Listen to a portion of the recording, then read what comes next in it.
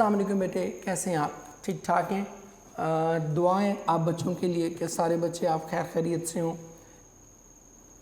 Pandemic से महफूज हों और अपनी जो एक्टिविटीज़ हैं इस कोरोना टाइम की, कोरोना पीरियड की एक्टिविटीज़ जो हैं उनको भी इफ़ेक्टिवली मैनेज कर रहे हों। हम पिछले लेक्चर्स में भी बात करते रहे कि कोशिश करें कि कोई लाइफ स्किल्स सीख लें। बहुत सारी चीज़ें जो है वो की जा सकती हैं। आप टाइम मैनेजमेंट सीख सकते हैं, आप कंटेंट राइटिंग सीख सकते हैं, कुछ लिखना शुरू कर दें, कुछ भी जो भी आप फील करते हो कि आप लिख सकते हैं, कुछ पढ़ना शुरू कर दें, कोई other than your syllabus books जो है वो पढ़ना शुरू कर दें। तो बहुत सी चीज़ें ऐसी हैं। मैंने पिछले किसी लेक्चर में भी आपसे तज़किरा किया था कि कुछ बच्चे होते हैं जो इंट्रोवर्ट होते हैं, जो बोलते नहीं हैं, बहुत ज़्यादा मिक्सअप नहीं होते, सोशलाइज नहीं होते। उनको चाहिए कि वो इस टाइम पे ये टारगेट रख लें कि हमने क्या होना है, थोड़ा ओपन अप होना है, सोशलाइज होना है लोगों के साथ, because that's a very important thing. Socialise होना, लोगों के साथ मिलना जुलना, घुलना मिलना, that's a very important thing. आपकी ज़िंदगी में ना सिर्फ ये कि एक चार्म ऐड करता है, एक ब्यूटी खूबसूरती ऐड करता है आपकी ज़िंदगी में, बल्कि सम ऑफ द टाइम्स जब आप डिप्रेस होते हैं, जब आप किसी वजह से एंक्शस होते हैं या किसी क्राइसिस का शिकार होते हैं, तो आपकी ज़िंदगी में कुछ ना कुछ ऐसे लोग जो है वो ज़रूर होने चाहिए कि जिन पे आप बैंक कर सकें, जिन पे आप इन्हिसार कर सकें कि हाँ यार, चाहे वो एक ही शख्स हो, लेकिन कोई ना कोई, कुछ ना कुछ ऐसे लोग, कुछ ऐसे दोस्त, कोई आपके फ्रेंड सर्कल में, कुछ फैमिली में, कुछ ना कोई ऐसे लोग ज़रूर होने चाहिए जिनसे आप अपनी बातें खुल के शेयर कर सकें। वजह क्या है, मैं हमेशा इस पे कहता होता हूँ कि इंसान जो है इट्स अ सोशल एनिमल। अल्लाह ने इसको सोशल एनिमल बनाया है। ये ग्रुप्स की सूरत में, कम्युनिटीज़ की सूरत में, सोसाइटीज़ की सूरत में जो है वो रहता है। और पिछले लाखों साल की जो इंसान की हिस्ट्री है वो ये बताती है कि इंसान जो है वो क्या रहा है, हमेशा ग्रुप्स में, कॉलोनीज़ में रहा। सो इस तरह की कोई आप एक्टिविटी कोई अपने लिए बेंचमार्क अडॉप्ट कर सकते हैं।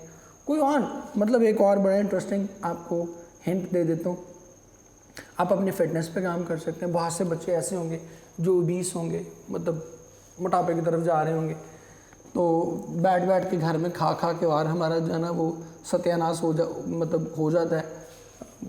ऑब्वियसली कोई एक्टिविटी नहीं, कोई काम नहीं है।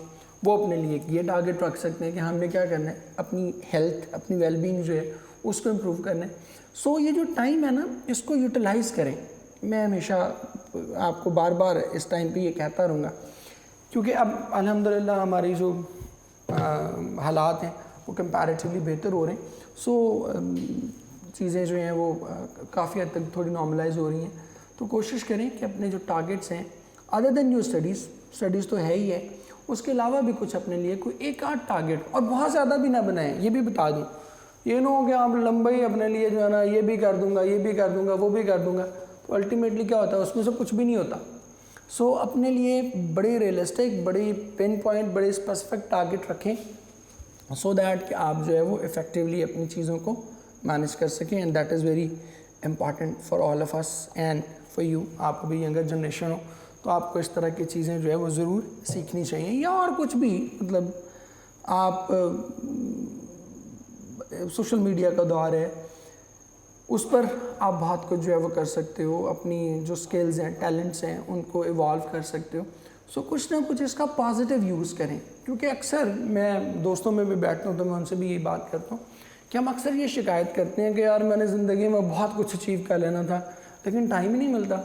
स्कूल जाना होता है, उसके बाद अकेडमी जाना होता है, कॉलेज जाना होता है, उसके बाद अकेडमी जाना होता है, फिर टेस्ट मिले होते हैं, फिर काम करना होता है, आके मेमोराइज़ करना होता है, सारी चीज़ें। तो मुझे तो फुर्सत ही नहीं मिलती। अगर मुझे फुर्सत काश मिली होती ना, तो मैंने पता नहीं क्या तबाही दुनिया में मचा देनी थी। मैंने जो है ना वो आधी दुनिया फ़तह कर लेनी थी, सिकंदर आज़म की जगह मेरा नाम गूंज रहा होना था। तो अक्सर हम इस तरह के दावे कर रहे होते। तो दिस इज़ द टाइम। अल्लाह ने ना वो आपको टाइम आपके मुंह पे मारा है कि ये लो पकड़ो। जो तुम कहते थे कि टाइम नहीं है मेरे पास, ये लो टाइम ही टाइम है तुम्हारे पास। इस टाइम को अब अवेल करके दिखाओ, इस टाइम को जो है वो यूटिलाइज़ करके दिखाओ प्रॉपरली। सो ये टाइम हमारे पास अवेलेबल है, बेपनाह टाइम अवेलेबल है, इसको बेटे मेरे यूटिलाइज़ करें, दैट इज़ वेरी इंपॉर्टेंट। आज गुलिस्तान ऑफ सादी वही हम पढ़ने जा रहे हैं दोबारा। एक स्टोरी हमने पढ़ ली थी, एक पैराबल पढ़ ली थी, और आपको अंदाज़ा हो गया होगा कि किस लेवल की पैराबल्स जो है वो लिखते हैं कि जो वो पर्शियन स्लेव था, it represented all of us, every single individual was represented by the Persian slave. हमेशा हर एक यही कह रहा होता है कि सेफ पे बैठा होता है, अल्लाह ने दर्जनों हज़ारों लाखों नेमतें भी अता की होती हैं, ठीक है, लेकिन इसके बावजूद भी रो रहे होते हैं। हमें ज़रा सी दांत में दर्द ही शुरू हो जाए ना तो हम कहते हैं या अल्लाह किस मुसीबत में फंस गए, ठीक है। कोई ज़रा सा बुखार हो जाए, कुछ मुंह का जायके ख़राब हो जाए, ठीक है, अब टेम्परेचर वगैरह में अक्सर आपके टेस्ट बर्ड्स थोड़े से डिस्टर्ब होते हैं, तो क्या होता है, आपको लगता है यार क्या हर चीज़ फीकी है यार ज़िंदगी में, मतलब क्या है ये सब कुछ। तो ये चीज़ है, हम उस पर भी इतनी शिकायत, उस पर भी इतनी जो है ना वो गुल मचा रहे होते हैं। तो ये हमें रियलाइज़ करवाने के लिए था कि you are in the boat, तुम अभी कश्ती में हो, डूबे नहीं हो, सो शोर मचाने की, फजूल हरकतें करने की ज़रूरत नहीं है। अब हम दूसरी स्टोरी करने जा रहे हैं अपनी, और मैंने आपको बताया था कि पहली स्टोरी एक जनरलाइज्ड है, उसका ताल्लुक़ हम सब से है, और बाकी दो स्टोरीज हैं वो क्या हैं, वो बादशाहों से रिलेटेड है। सो ये दूसरी स्टोरी भी जो है वो बादशाह से रिलेटेड है। It is related that while a deer was being roasted for Nausherwan, related मैं लिख भी दूँ इधर,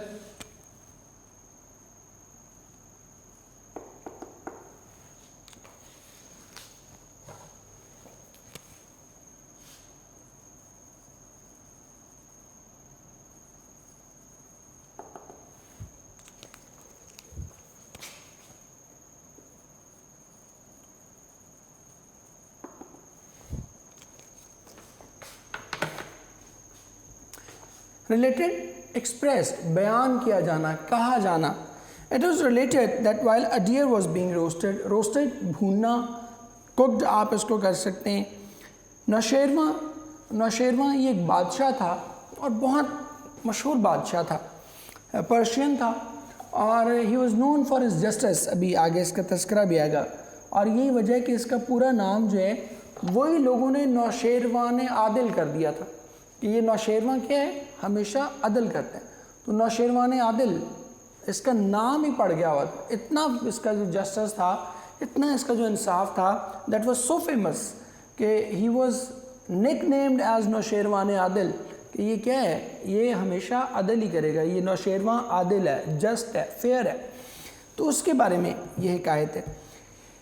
It is related that while a deer was being roasted for Nashirwa, a king of Persia, famous for his justice, कहते कि कहा जाता है कि जब नौशेरवा जो कि अदल के लिए मशहूर एक ईरानी बादशाह था, उसके लिए हिरन का गोश्त भुना जा रहा था, no salt could be found, तो खाने के लिए नमक न मिल सका। अब खाने के लिए क्या लिखेंगे आप, ये ब्रैकेट में लिख देंगे। A boy was sent to a village, कहते कि एक लड़के को करीबी गांव भेजा गया, टू ब्रिंग सम सॉल्ट, ताकि वो कुछ नमक लाए। द बॉय ब्रॉट इट, कहते लड़का नमक लाया, and presented it to the king, presented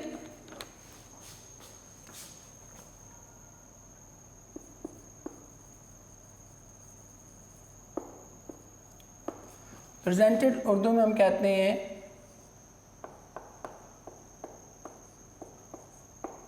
पेश करना,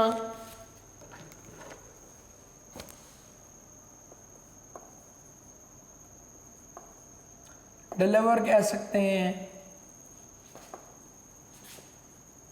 हैंडेड ओवर कह सकते हैं, हवाले करना।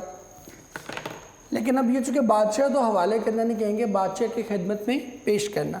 A boy was sent to the village to bring some salt, एक लड़के को करीबी गांव में भेजा गया ताकि वो नमक ला सके, या एक लड़के को नमक लाने के लिए गांव भेजा गया।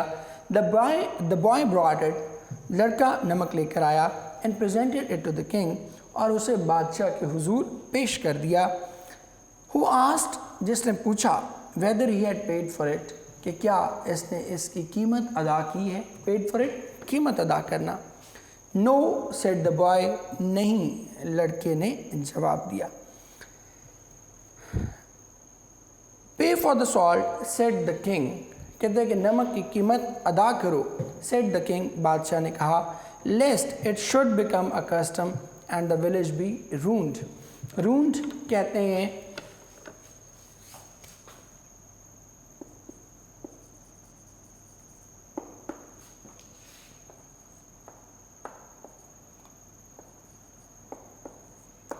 तबाह हो जाना। इंग्लिश में आप इसको कहते हैं डिस्ट्रॉयड, डेसोलेटेड, ठीक है। डिस्ट्रक्टिव भी आप इसको कह सकते हैं, ठीक। ये दोनों तीनों वर्ड्स आप इसके लिए यूज़ कर सकते हैं। एक जो ग्रामर वाला पोर्शन है उसमें देख लें यहाँ कि lest must be followed by should. Lest के बाद क्या आएगा? लेस्ट के बाद हमेशा शुड आएगा। एक इंपॉर्टेंट चीज, नेवर ऐड नेगेशन आफ्टर लेस्ट। लेस्ट के बाद नेगेशन ऐड करने की ज़रूरत नहीं है।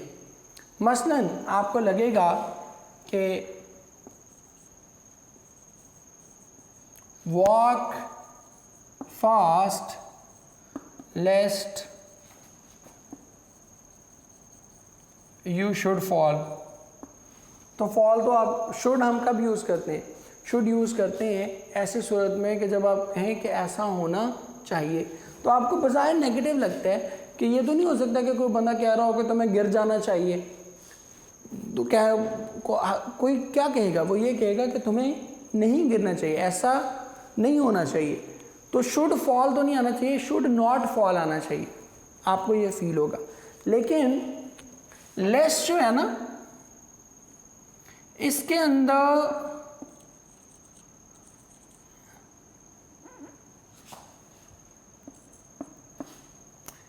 इनबिल्ट निगेशन है।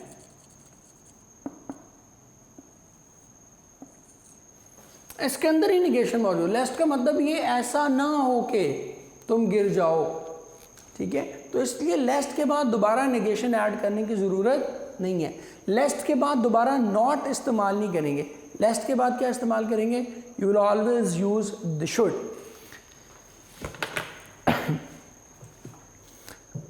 अच्छा जी, pay for the salt said the king, कहते कि नमक की कीमत अदा करो। Lest it should become a custom. Custom कहते हैं रिवायत को, ट्रेंड आप कह सकते हैं, ट्रेडिशन, कस्टम रिवायत, यहाँ आप उसको कहते हैं ट्रेडिशन, ट्रेंड, प्रैक्टिस, रूटीन, ये भी आप इसके लिए यूज़ कर सकते हैं। Let's it should become a custom, ऐसा ना हो कि ये एक रिवायत बन जाए। एंड विलेज बी रून्ड, और गांव तबाह हो जाए। हैविंग बीन आस्क्ड, जब उससे पूछा गया what harm could arise, harm कहते हैं नुकसान, problem, what harm could arise from such trifling demand. Trifling कहते हैं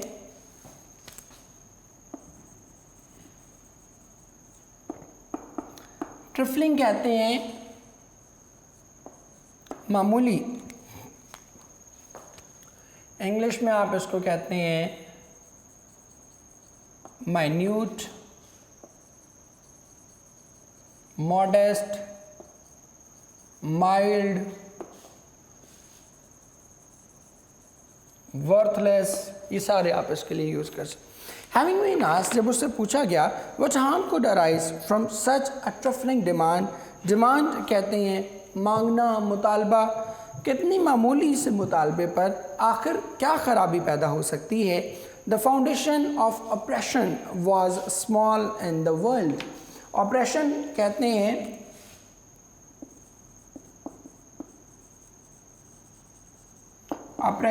हैं जुल्म, इंग्लिश में इसको कहते हैं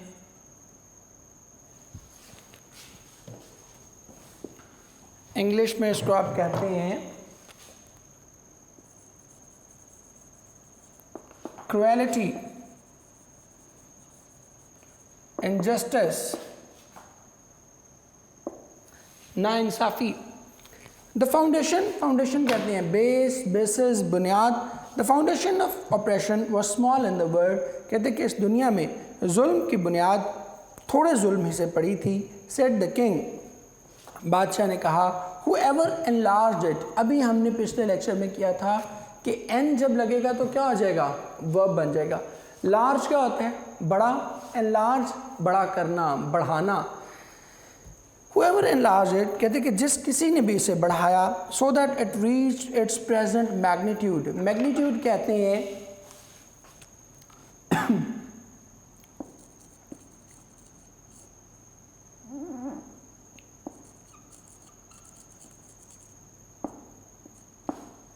मैग्नीट्यूड, उर्दू में हम इसके लिए वर्ड यूज करते हैं हुजम। ये मीम है, अरे ये ना समझ लीजिएगा। इंग्लिश में आप इसको कहते हैं साइज, मैस, अमाउंट, इन मानो। The foundation of operation was small in the world, said the king, कहते कि दुनिया में जुल्म की बुनियाद बहुत मुख्तसर थी। सेड द किंग, बादशाह ने कहा, whoever enlarged it, जिस किसी ने भी इसे बढ़ाया, so that it reached its present magnitude, present मौजूदा, हत्ता कि वो अपने मौजूदा हुजम को पहुंची, इज़ एट फॉल्ट, वो गलती पर है। कि जितने भी लोग इसको बढ़ाने में शामिल हुए वो सब के सभी क्या हैं, गलती पर हैं। कि जिस किसी ने भी इसे बढ़ाया, हत्ता कि वो अपने मौजूदा हुजम को पहुंची, वो सब गलती पर हैं। If the king eats one apple from the garden of a subject, अब यहाँ पर सब्जेक्ट का मतलब क्या है, यहाँ पर सब्जेक्ट का मतलब है रियाया, ठीक है, जो बादशाह के हुजूर रहती हैं, रियाया इसको कहते हैं। मैं लिख भी देता हूँ, सब्जेक्ट रियाया। If the king eats one apple from the garden of a subject, अगर कोई बादशाह रियाया के बाग से एक सेब खाएगा, his slaves will pull down the whole tree, तो उसके गुलाम पूरे का पूरा दरख्त ही उखाड़ फेंकेंगे। फॉर 5 eggs, उन 5 अंडों के बदले में, which the king allows to be taken by force, जिन्हें बादशाह ज़बरदस्ती लेने की इजाज़त देता है। The people belonging to his army, तो उसकी फ़ौज से मुतल्लिक़ लोग will put 1000 fowls on the spit, fowls कहते हैं परिंदे, ये हमने पढ़ा। स्पिट कहते हैं सीखों पर चढ़ा देना, ठीक है, कुर्बान कर देना। कहते हैं कि उन 5 अंडों के बदले जो बादशाह ज़बरदस्ती लेने की इजाज़त देता है, उसकी फ़ौज से मुतल्लिक़ लोग 1000 परिंदे सीखों पर चढ़ा देंगे। A tyrant does not remain in the world, tyrant कहते हैं जालिम, क्रूअल पर्सन जो है उसको कहते हैं। A tyrant does not remain in the world, कहते हैं कि जालिम इस दुनिया में मौजूद नहीं रहता, जालिम इस दुनिया से रुखसत हो जाता है। But the curse on him abides for ever, abides continuous, curse लानत, बदगोई, बद्दुआ, लेकिन उसके लिए की गई बद्दुआ हमेशा इस दुनिया में मौजूद रहती है, हमेशा बाकी रहती है, यूँ कह लें, लेकिन इसके मतलब की गई बद्दुआ हमेशा बाकी रहती है। अब इस हिकायत को पढ़ें और फिर दुनिया के थर्ड वर्ल्ड कंट्रीज़ को 700 साल बाद आज भी देख लें, वहाँ करप्ट लोग क्यों हैं? इसलिए करप्ट हैं कि ऊपर से करप्शन शुरू होती है और नीचे तक क्या होती है, तो पूरा निज़ाम ही क्या होता है, अल्टीमेटली करप्ट होता चला जाता है। मतलब चपरासी क्यों पैसे ले रहा होता है, उसे पता है कि अंदर अफसर भी पैसे ले रहा है, ठीक है, वो 50 रुपया 100 रुपया दे के क्यों आपको आपका जो दरख्वास्त नंबर है या आपका जो एप्लीकेशन है वो ऊपर नंबर पे रख देता है, इसलिए कि उसे पता है कि इस बंदे ने जब अंदर जाना है ना, तो मेरा जो अफसर है जिसने मुझसे इस करप्शन का हिसाब लेना है वो भी करप्ट है, वो भी इस बंदे से पैसे लेगा, और अल्टीमेटली फिर ऊपर से लेकर नीचे तक जो है वो सारा निज़ाम ख़राब होता चला जाता है। और यही बात जो है वो शेख सादी नौशेरवा की इस कहानी के ज़रिए हमें 700 साल पहले समझा रहे थे कि इफ़ यू वांट कि निज़ाम माशरे का ठीक रहे, ऑनेस्ट लोग हों, जस्टिस हो, इक्वलिटी हो, करप्शन फ्री सोसाइटी आप अगर बनाना चाहते हैं, ऑनेस्टी लाना चाहते हैं अपने माशरों में, then the rulers, the ruling class, the top elite of the society must be just. अगर वो जुल्म करेंगे तो फिर वो जुल्म ट्रैवल होता होता मल्टीप्लाई होता होता जो है वो नीचे क्या आएगा, बहुत ज़्यादा उसका मैग्नीट्यूड बढ़ जाएगा। और यही शेख सादी की ग्रेटनेस है कि उनकी कही हुई बात आज 700 साल बाद भी हम दुनिया के 20 माशरों पे इम्प्लीमेंट करके देखें तो दैट होल्ड्स ट्रू। ठीक है, वो आज भी क्या है, दुनिया के सैकड़ों मुल्कों पे आप उसको जो है वो अप्लाई करके देख लें, 20 मुल्कों पे अप्लाई करके देख लें, थर्ड वर्ल्ड के तो सारे ही मुल्कों पर अप्लाई करके देख लें, तो वो बात 700 साल बाद भी क्या है, आज भी इक्वली दुरुस्त है। That is the beauty of Sheikh Saadi. और इसीलिए जो है एमर्सन ने उसे कहा था कि ही इज़ परपेचुअली मॉडर्न, कि वो हर दौर के हिसाब से क्या हैं, जदीद हैं। उनकी बात जो है वो कभी भी पुरानी नहीं होगी, उनकी बात कभी भी आउटडेटेड नहीं होगी। यही वजह है कि आज भी ये कहानी उतनी ही इफेक्टिव है जितनी आज से 700 साल पहले थी। ठीक हो गया बेटे। अब हम आते हैं अपनी फॉर्म ऑफ वर्ब्स पे। अच्छा जी, फॉर्म ऑफ वर्ब्स हमने 6 कर ली थी, अब 7 से ऑनवर्ड हमने फॉर्म ऑफ वर्ब अपनी स्टार्ट करनी है। He plan to watch the match live today. अब आज की बात हो रही है, पहले ही हम बात कर रहे हैं एक्सरसाइज 7 आइए।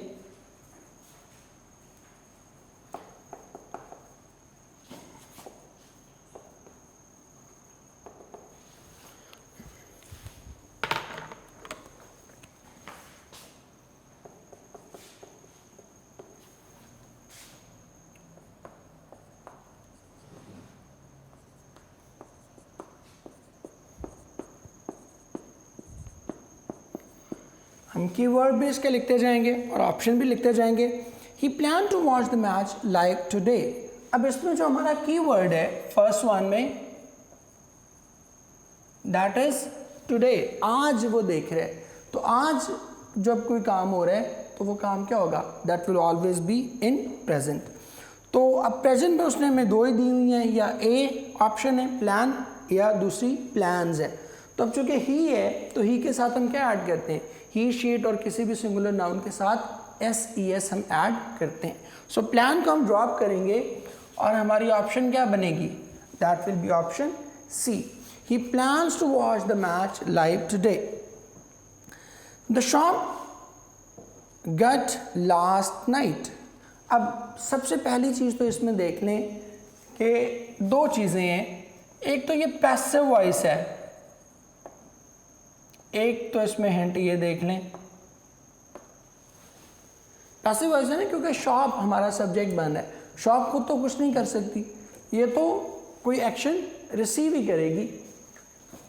एक तो ये हो गया। दूसरा हमारे पास ऑप्शन क्या है, कीवर्ड क्या है, लास्ट नाइट। लास्ट नाइट क्या सिग्निफाई कर रहे हैं कि माजी की कोई बात है, पास्ट टाइम मेंशन कर दिया। तो हमने क्या करना है, पैसिव वॉइस में करना है और पास्ट इंडेफिनिट में करना है। तो उसमें देखें हमारे पास एक ही ऑप्शन है, हैड बीन गटेड तो नहीं हो सकता, क्योंकि ये तो हम उस सूरत में इस्तेमाल करेंगे जब हम परफेक्ट की बात करेंगे। तो हमने तो पास्ट इंडेफिनिट पैसिव में सिर्फ इस्तेमाल करना है। तो हम क्या करेंगे, the shop was gutted last night. अगला नंबर 3 पे चलें जी। If he work hard he will pass. बड़ा क्लियर है कि ये क्या है, that is first conditional. First conditional में हम क्या करते हैं, एक क्लॉज जो है वो हमारी फ्यूचर में होती है, और इफ़ क्लॉज बल्कि जो है वो इसको यूँ कह लें कि इफ़ क्लॉज जो है वो प्रेजेंट में होती है और मेन क्लॉज किस में होती है, फ्यूचर में होती है। और इसकी रीज़न भी आपको पहले मैं बता चुका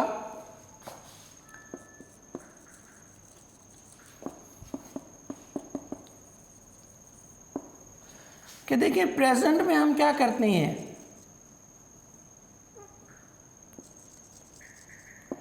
कंडीशन इम्पोज करते हैं और फ्यूचर में क्या करते हैं, उसका रिजल्ट ले लेते हैं। कि यहाँ हमने शर्त रखी, वो शर्त अगर पूरी होती है तो फ्यूचर में क्या आएगा, उसका रिजल्ट आ जाएगा। तो ये फर्स्ट कंडीशनल है। अब फर्स्ट कंडीशनल में दूसरा तो ही विल पास उन्होंने लगा दिया है, अंडरस्टूड है। तो फिर यहाँ पर क्या है, फ्यूचर तो उसने ऑलरेडी मार्क कर दिया हुआ, तो हमारे पास जो ऑप्शन बची दैट इज़ ओनली प्रेजेंट। अब प्रेजेंट में हमारे पास देखें there is only one option, that is option B, if he works hard he will pass. आगे नंबर 4 पे जाएं जी, इट रेन सिंस मॉर्निंग। अब इसमें क्या है, हमारे पास कीवर्ड जो आया दैट इज सिंस। सिंस और फॉर जहाँ भी आ जाएगा वहाँ पर परफेक्ट कॉन्टिन्यूस होगा। तो it has been raining since morning, option सी।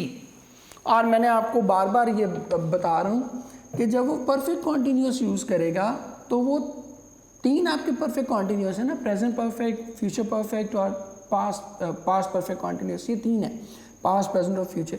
इन तीनों में से कोई एक ऑप्शन देगा। ये मुमकिन नहीं है कि वो डबल ऑप्शन दे दे, कि मतलब प्रेजेंट परफेक्ट कॉन्टिन्यूस भी दे दे और पास्ट परफेक्ट कॉन्टिन्यूस भी दे दे, इट विल नॉट हैपन। ठीक है जी। तो it has been raining since morning. इसके बाद नंबर 5 पे है जी, ही डाई लास्ट ईयर। अब इसमें फिर बड़ा क्लियर है लास्ट ईयर, और जब पास्ट टाइम मेंशन हो जाते हैं तो पास्ट टाइम में हम क्या करते हैं, हमेशा पास्ट इंडेफिनिट इस्तेमाल करते हैं। तो he died last year, second form of verb use करेंगे पास्ट इंडेफिनिट के साथ। नंबर 6 पर आए जी, right now I think about what happened yesterday. अब right now is the key word.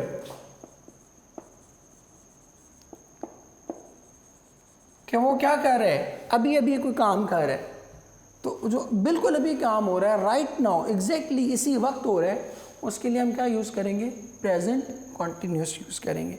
ठीक है। तो राइट नाउ आई थिंक को हम किस में मॉडिफाई करेंगे, I am thinking, option D. Right now I am thinking what had happened yesterday, कि मैं सोच रहा हूँ कि कल जो है वो क्या हुआ था।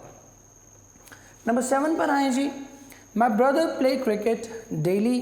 अब ये डेली इसमें आपका कीवर्ड है। डेली किसको शो करता है, डेली शो करता है आपकी रूटीन को, प्रैक्टिस को।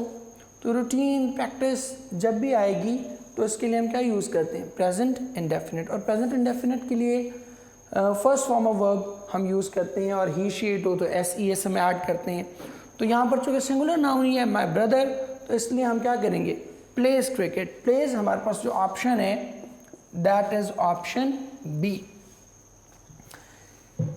नंबर 8 पर चलते हैं जी, when you go to Kaghan who will accompany you.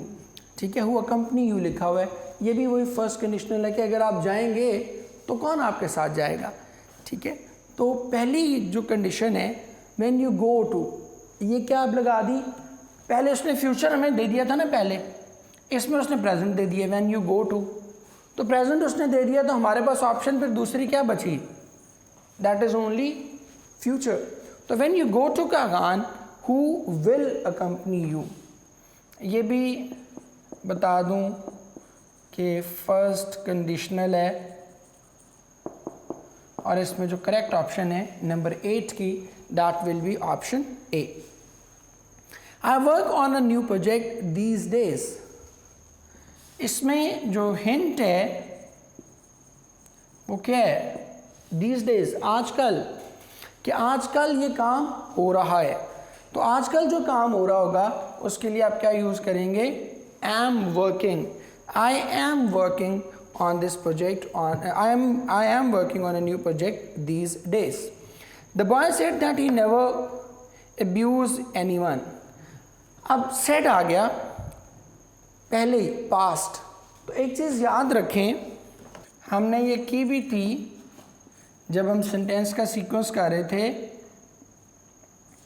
उसमें हमने की थी कि past will only B followed bye past. Past के बाद सिर्फ पास्ट लग सकता है, पास्ट के बाद प्रेजेंट या फ्यूचर जो है वो कभी भी नहीं लगेगा। तो past will always be followed bye past. अब इसमें पास्ट का आप देखें एक ही ऑप्शन उसने दी हुई है और कोई ऑप्शन नहीं दी हुई। तो यहाँ पर चूँकि सेट आ गया पहले, तो ये सेट भी आपके लिए कीवर्ड बन गया, क्योंकि इसने सिग्निफाई कर दिया, आइडेंटिफाई कर दिया कि पास्ट आ गया। तो past will always be followed bye past, कभी भी प्रेजेंट नहीं होगा। तो इसलिए हम यहाँ पर जो ऑप्शन चूज़ करेंगे हैड नेवर अब्यूज्ड की करेंगे, क्योंकि past can only B followed bye past. अब ज़रा जल्दी से पेयर ऑफ वर्ड्स को देख लें।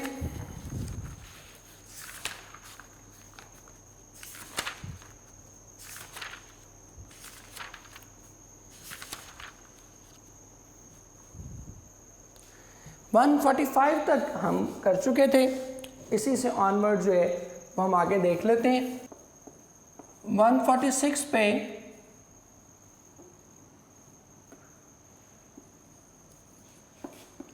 ये ग्रेड जो है ये हम कहते हैं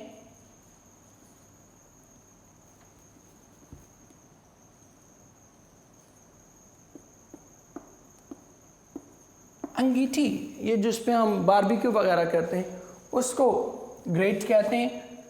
और ये वाला जो ग्रेट है ये हम कहते हैं अजीम। तो इसकी सेंटेंस भी आपको बता देता हूँ। पहले वाले के जी coals are burning in the grate, के अंगीठी में जो है वो कोयले जल रहे हैं। और दूसरा ग्रेट है द कायदे आज़म वाज अ ग्रेट लीडर, के कायदे आज़म जो थे वो क्या थे, वो एक ग्रेट लीडर थे।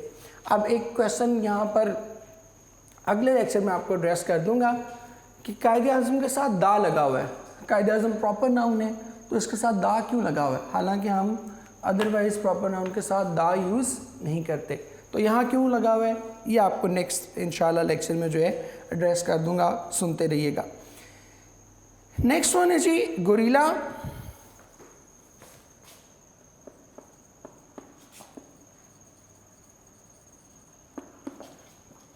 ये कहते हैं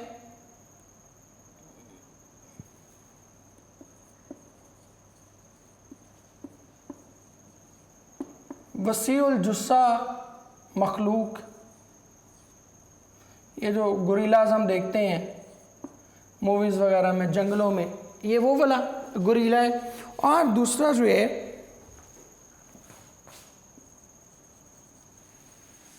ये वाला गोरिल्ला, ये हम कहते हैं छापा मार।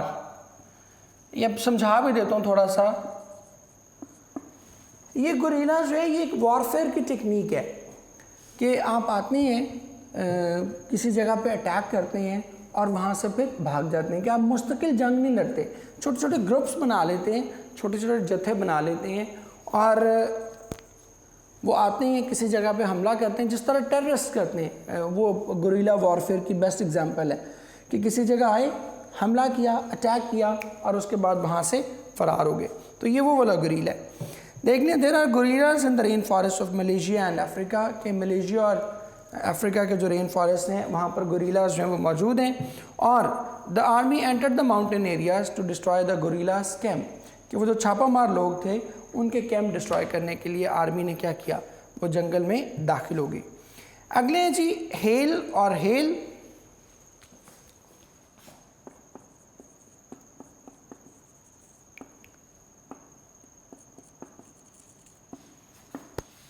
ये होते हैं ओले पड़ना, और इस एक हेल का मतलब अप्रिशिएट करना भी होता है, तारीफ करना भी होता है। और सेहतमंद, ठीक है जी। इट हेल्ड यस्टरडे, के कल जो है वो ओले पड़े। And hail even in this old age he is hale and hearty, कि इस बूढ़ी उम्र में भी क्या है, वो माशाल्लाह सही हट्टा खट्टा है। इसके बाद हेट और हेटफुल।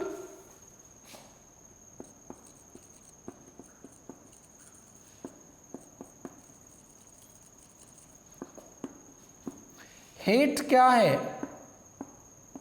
नफरत, और ये क्या है,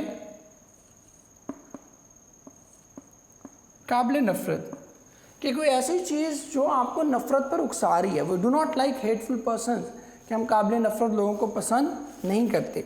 और पहले वाला जो हेट है, आई हेट टेलिंग अ लाई, कि मुझे झूठ बोलने से नफ़रत है।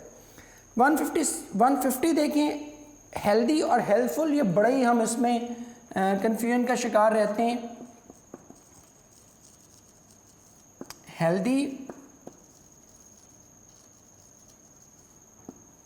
और हेल्पफुल, हेल्दी होते हैं सेहतमंद, वो शख्स जिसकी सेहत बड़ी अच्छी है, और हेल्पफुल क्या होता है, सेहत बख्श, कोई ऐसी चीज़ जिससे आपकी सेहत इंप्रूव हो जाए, कोई ग़िज़ा वगैरह। A healthy man is a wealthy man, कि एक सेहतमंद आदमी जो है वो बड़ा अमीर आदमी है। And you must take some helpful exercise daily, कि आपको कुछ सेहत बख्श, सेहत अफजा एक्सरसाइज जो है वो रोज़ाना करनी चाहिए। ठीक है बेटे, इसके साथ ही हमारे आज का लेक्चर जो है वो वाइंड अप होता है। आप सब बच्चों के लिए बहुत सी दुआएं, नेक तमन्नाएं, और जो आपको शुरू में बातें कही हैं उस पर ज़रूर अमल कीजिएगा। थैंक यू वेरी मच, जीते रहें।